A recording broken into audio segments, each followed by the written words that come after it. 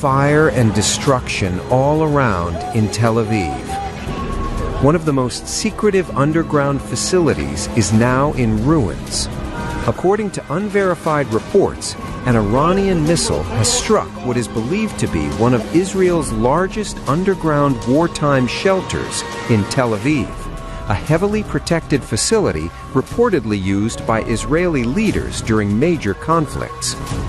According to these initial reports, the Iranian missile may have penetrated the area's defenses, triggering a powerful blast that set parts of the underground facility ablaze.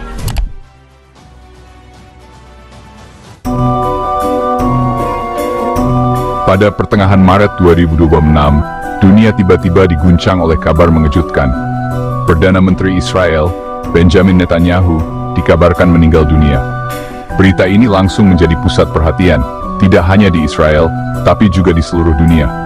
Banyak orang terkejut, bingung, dan bertanya-tanya, apakah benar pemimpin yang dikenal kontroversial ini telah tiada? Ataukah ini hanya bagian dari permainan politik yang rumit? Dalam hitungan menit, rumor ini menyebar seperti api di musim kemarau melalui media sosial. Twitter, Facebook, dan WhatsApp dipenuhi spekulasi, meme, dan teori konspirasi. Setiap orang merasa perlu ikut berkomentar, memperdebatkan kebenaran kabar tersebut bahkan sebelum ada konfirmasi resmi. Sebagian masyarakat percaya Netanyahu benar-benar telah dibunuh atau meninggal secara misterius. Ada yang mengaitkan kematiannya dengan konflik politik internal, bahkan menyebut adanya campur tangan asing. Namun, tak sedikit pula yang curiga bahwa semua ini hanyalah hoax, sengaja disebarkan untuk mengacaukan situasi di tengah konflik yang sedang memanas. Perdebatan sengit pun tak terhindarkan, baik di dunia maya maupun di dunia nyata. Media global, baik yang pro maupun kontra Israel, berlomba-lomba memberitakan isu ini dengan judul-judul sensasional. Setiap stasiun TV dan portal berita online menyoroti kabar ini dari berbagai sudut pandang, memperkeruh suasana dengan narasi yang kadang bertolak belakang. Tagar Netanyahu langsung trending di berbagai platform. Semua orang tiba-tiba berubah menjadi detektif dadakan, membeda setiap potongan informasi, mencari petunjuk, dan mencoba mengungkap kebenaran di balik kabar tersebut. Analisis dan opini bermunculan di mana-mana, mulai dari pakar politik hingga masyarakat biasa. Namun, seringkali analisis ini hanya didasarkan pada asumsi dan potongan informasi yang belum tentu benar. Situasi ini memperlihatkan betapa rapuhnya ekosistem informasi saat ini. Dalam hitungan jam, rumor tanpa bukti bisa membentuk opini publik dan memicu kepanikan massal. Banyak orang merasa kebingungan, tak tahu harus percaya pada siapa. Dunia seolah menahan napas, menunggu klarifikasi resmi dari pemerintah Israel. Setiap detik terasa menegangkan, karena ketidakpastian terus membayangi. Rumor ini muncul di tengah konflik panas antara Israel, Amerika Serikat, dan Iran, membuatnya jauh lebih berbahaya daripada sekadar gosip biasa. Setiap perkembangan bisa memicu reaksi berantai di kawasan Timur Tengah. Setiap detik tanpa klarifikasi resmi menjadi bahan bakar bagi teori konspirasi yang semakin liar. Orang-orang mulai mengaitkan berbagai peristiwa, menciptakan narasi baru yang sulit dibendung. Ketegangan pun memuncak. Semua mata dunia kini tertuju ke Yerusalem, menanti jawaban pasti atas misteri yang mengguncang ini. Misteri kematian Netanyahu telah menjadi isu global yang mengguncang dunia maya dan dunia nyata, memperlihatkan betapa cepatnya informasi, benar atau salah, bisa mengubah arah sejarah dalam sekejap. Pusat rumor ini adalah video singkat Netanyahu yang diunggah ke platform X pada 11 Maret 2026. Dalam video berdurasi kurang dari 1 menit itu, Netanyahu tampak berbicara tegas di depan kamera, seolah ingin menegaskan posisinya di tengah situasi genting. Namun, bukan isi pidatonya yang jadi sorotan, melainkan detail kecil yang tak terduga. Alih-alih menenangkan publik, video itu justru memicu kehebohan luar biasa. Sebuah ilusi optik pada tangan Netanyahu membuat jari-jarinya tampak berjumlah 6. Potongan gambar ini langsung menyebar luas, menjadi bahan perbincangan hangat di berbagai grup dan forum daring. Banyak yang mengira ini hanyalah efek kamera, tapi sebagian lain mulai curiga ada sesuatu yang lebih besar. Tuduhan deepfake pun langsung bermunculan.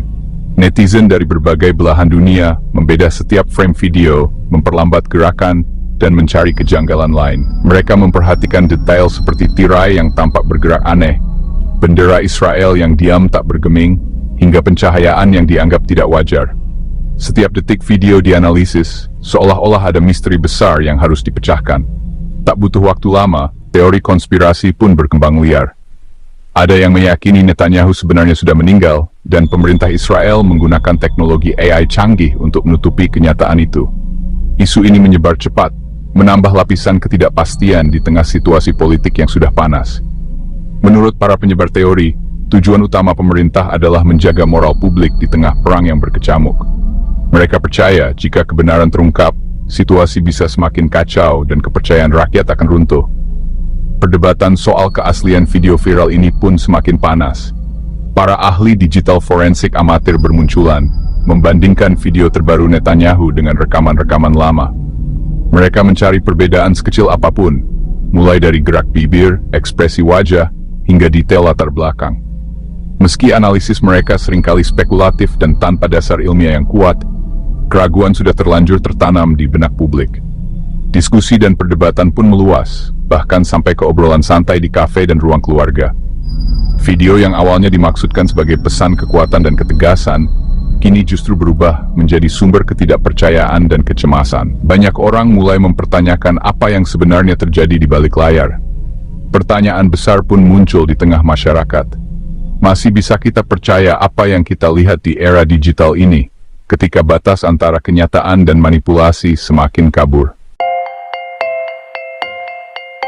Setelah rumor kematian Netanyahu menyebar luas di berbagai platform media sosial dan memicu kehebohan global, pemerintah Israel akhirnya angkat bicara secara resmi. Dalam konferensi pers yang dihadiri banyak media, juru bicara pemerintah membantah tegas kabar kematian Netanyahu, menegaskan bahwa informasi tersebut sepenuhnya tidak benar dan menyesatkan. Kantor Perdana Menteri pun segera merilis pernyataan resmi yang menegaskan Netanyahu dalam kondisi sehat, tetap menjalankan tugas-tugas kenegaraan dan tidak mengalami gangguan kesehatan apapun. Respons cepat juga datang dari media internasional dan para fact-checker. Mereka langsung melakukan verifikasi silang, menelusuri sumber rumor, dan memeriksa setiap detail yang beredar di internet. Media ternama seperti First Post, MSN, dan NDTV membongkar asal-usul rumor, meneliti jejak digitalnya, serta menjelaskan secara rinci bagaimana video yang viral itu telah dipelintir dan disalahartikan. Salah satu isu yang paling ramai dibahas adalah soal 6 jari Netanyahu. Para ahli video dan forensik digital menyebut fenomena itu hanyalah ilusi optik, akibat bayangan, pantulan cahaya, atau sudut pengambilan gambar yang kurang tepat. Untuk memperkuat klarifikasi, Israel bahkan merilis video terbaru yang memperlihatkan Netanyahu melambaikan tangan dengan jelas, menunjukkan bahwa jumlah jarinya normal dan tidak ada keanehan. Sementara itu, keanehan pada tirai di latar belakang video dijelaskan sebagai efek green screen, sebuah teknik yang sangat umum digunakan dalam siaran resmi dan produksi berita modern. Klarifikasi demi klarifikasi ini perlahan mulai meredam rumor yang sempat membesar, namun juga menjadi bukti nyata betapa mudahnya disinformasi menyebar di tengah masyarakat yang sudah terpolarisasi dan penuh kecurigaan. Pada akhirnya, kebenaran memang berhasil diungkap dan disampaikan ke publik. Namun, jejak kebingungan, ketidakpastian, dan keraguan yang sempat tersebar luas di masyarakat tetap menjadi pelajaran penting tentang bahaya informasi palsu di era digital. Untuk memahami dampak rumor ini, kita harus melihat latar konflik besar awal 2026. Ketegangan lama antara AS Israel dan Iran meledak jadi perang terbuka. Serangan gabungan AS Israel ke Iran pada 28 Februari menewaskan Ayatollah Khamenei, memicu kekacauan di Iran. Iran membalas dengan menutup Selat Hormuz, jalur vital energi dunia. Harga minyak dan gas melonjak, ekonomi global terguncang. Negara-negara industri mulai panik. Dalam kekacauan inilah rumor Netanyahu muncul, jadi alat propaganda dan pemicu kepanikan. Nasib Netanyahu jadi isu tragis di tengah perang yang belum pernah separah ini. Iran memanfaatkan rumor kematian Netanyahu sebagai senjata propaganda. Garda Revolusi Iran mengancam akan memburu dan membunuh Netanyahu jika ia masih hidup. Ancaman ini disiarkan ke dunia, menunjukkan Iran siap membalas dendam.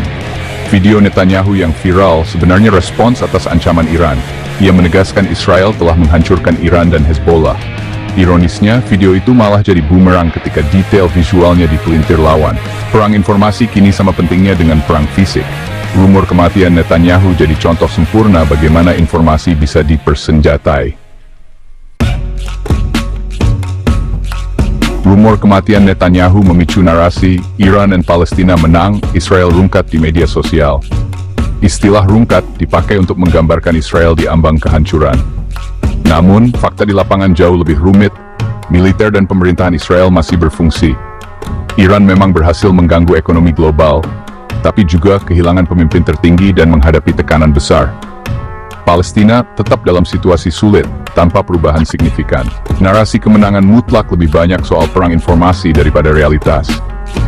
Slogan Israel rungkat jadi alat propaganda, bukan cerminan situasi sebenarnya. Konflik ini adalah perang gesekan panjang, tanpa pemenang mutlak.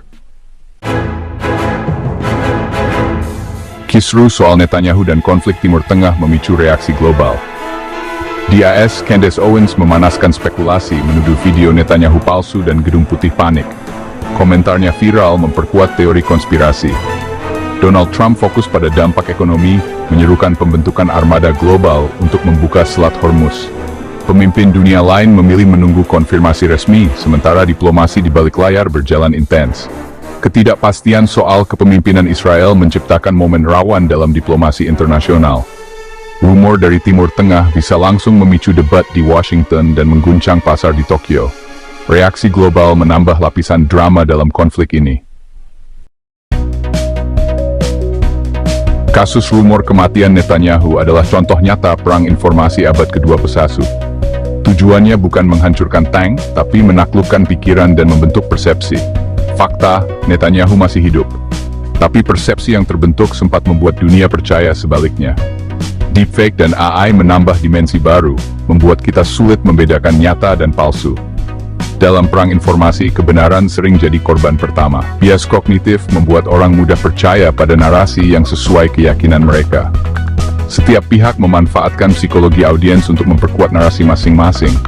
Perang informasi kini lebih berbahaya dari pertempuran konvensional. Kisah rumor kematian Netanyahu jadi pelajaran penting di era digital. Kita tak bisa lagi jadi konsumen informasi pasif, cek fakta adalah kewajiban. Disinformasi bisa memicu kepanikan dan kekerasan, apalagi di tengah konflik geopolitik. Selalu cari konfirmasi dari sumber kredibel, jangan mudah percaya akun anonim. Literasi digital adalah benteng pertahanan terbaik melawan hoax. Kemampuan membedakan fakta dan fiksi kini jadi keterampilan bertahan hidup. Jadi pembaca cerdas dan menjaga kebenaran di lingkungan kita.